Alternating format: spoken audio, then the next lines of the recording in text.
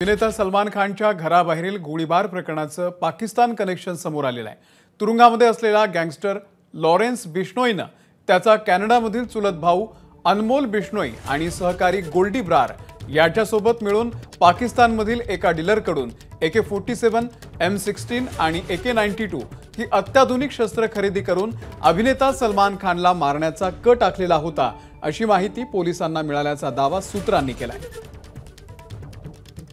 सूरज ओझा आपले प्रतिनिधी या संदर्भातले अपडेट देतील। सूरज, अमोल, हा एक अजून एक फ्रेश प्रकरण आहे ज्याच्यात गोल्डी ब्राड आणि लॉरेन्स बिश्नोईने सलमान खानला मारण्याची तयारी केल्याचं समोर येत आहे।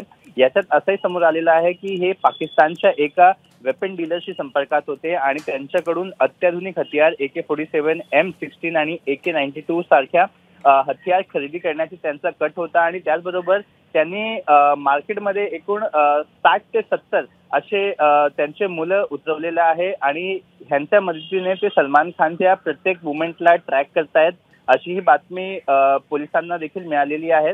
त्याचबरोबर त्यांनी असाही कट आखलेला आहे की सलमान खानच्या गाडीवर किंवा सलमान खानवर जो अटॅक करेल त्याचा वय 18 वर्षाच्या खाली असणार आहे आणि हल्ला केल्यानंतर प्लॅन एक्झिक्यूट झाल्यानंतर त्यांना सगळ्यांना कन्याकुमारी येथे यायला सांगितलं होतं आणि कन्याकुमारीहून त्यांना बोटीच्या मदतीने श्रीलंका आणि तिथून मग दुसऱ्या देशात अनमोल बिश्नोई आणि गोल्डी बराड यांनी त्यांच्या राहण्याची व्यवस्था केली असल्याची बातमी नवी मुंबई पोलिसांना मिळाली होती। यानंतर पोलिसांनी 4 लोकांना अटक केलेली आहे, गुन्हा दाखल केलेला आहे आणि चौकशी करत आहे। जी, धन्यवाद सूरज या संपूर्ण माहितीबद्दल। ABP माझा, उघडा डोळे बघा नीट।